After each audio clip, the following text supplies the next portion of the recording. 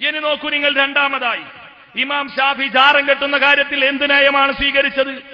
മുജാഹിദുകൾ പറയുന്നു ജാറം കെട്ടാൻ പാടില്ല, അത് ബഹുദൈവാരാധനയാണ്, അപകടമാണ്. മുജാഹിദുകൾ പറയുന്നു. എന്നാൽ ഇമാം ഷാഫിയെ തഖ്ലീദ് കൊണ്ടാണ് ഞങ്ങൾ ജീവിക്കുന്നത് എന്ന് പറയുന്ന ആളുകളോ, അവര് ജാറം കെട്ടുന്നു. അപ്പൊ ആളുകളുടെ ധാരണ ഇതൊക്കെ ഷാഫി ഇമാം പറഞ്ഞു കൊടുത്തതാണോ? ഷാഫി ഇമാം പറഞ്ഞു കൊടുത്തതാണ് ജാറം കെട്ടാൻ. എന്നാൽ ഇമാം ഷാഫി എന്ത് പറഞ്ഞു? അദ്ദേഹം പറയുന്നു, ഇന്നമാ ഉഹിബ്ബു അൻ യുസ്ഖസ അലാ വജ്ഹിൽ അർളി ശിബ്റൻ ഔ നഹ്വഹു. ഒരാൾ മരണപ്പെട്ടാൽ അദ്ദേഹത്തിന്റെ ഖബർ ഭൂമിയിൽ നിന്ന് ഒരു ചാൺ ഉയർത്താനാണ് ഞാൻ ഇഷ്ടപ്പെടുന്നത്. വഉഹിബ്ബു അല്ലാ യുബ്നാ വലാ യുജസ്സസ. അത് കുമ്മായമിടുന്നതും അത് കെട്ടിപ്പൊക്കുന്നതും ഞാൻ ഇഷ്ടപ്പെടുന്നില്ല. വഉഹിബ്ബു അല്ലാ യുബ്നാ. അത് എടുക്കാതിരിക്കലിനെയാണ് ഞാൻ ഇഷ്ടപ്പെടുന്നത്, കെട്ടിപ്പൊക്കാൻ പാടില്ല. വലമ്മറ ഖുബൂറൽ മുഹാജിരീന വൽ അൻസാരി മുജസ്സസ. അൻസാരികളുടെയും മുഹാജിറുകളുടെയും ഖബറുകൾ കുമ്മായമിട്ടതായി ഞാൻ കണ്ടിട്ടില്ല. അന്ന റസൂലുള്ളാഹി സ്വല്ലല്ലാഹു അലൈഹി വസല്ലം നഹാൻ തുബനൽ ഖുബൂർ. റസൂലുള്ള ജാറം കെട്ടിപ്പൊക്കുന്നതിനെ തടഞ്ഞിട്ടുണ്ട്, വിരോധിച്ചിട്ടുണ്ട്. വഖദ് റഅയ്തു മിനൽ ഉനാതി മൻ യഹ്ദിമു ബിമക്കാമ യുബ്നാ ഫീഹാ. മക്കയിലെ ഭരണാധികാരികൾ അവിടെ കെട്ടിപ്പൊക്കിയ ജാറങ്ങൾ തല്ലി തകർക്കുന്നത് ഞാൻ കണ്ടിട്ടുണ്ട്. ഫലം മറൽ ഫുഖഹാ യഈബൂന ദാലിക.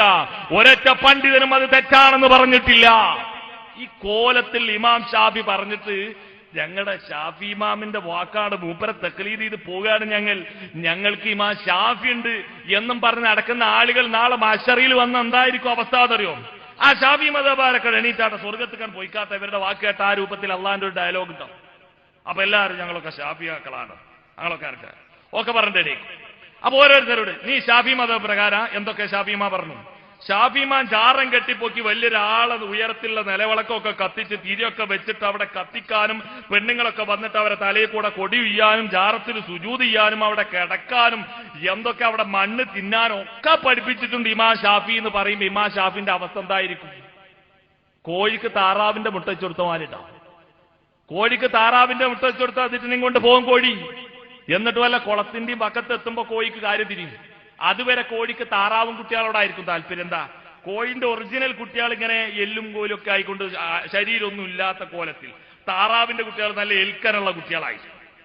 അപ്പൊ കോഴി ഇവറ്റക്ക് എന്ത് കൊടുത്താലും ഇതിങ്ങനെ കർക്കിടക്കൂരുവല് മറ്റത് കണ്ടോ നല്ല ആരോഗ്യമുള്ള കുട്ടികൾ.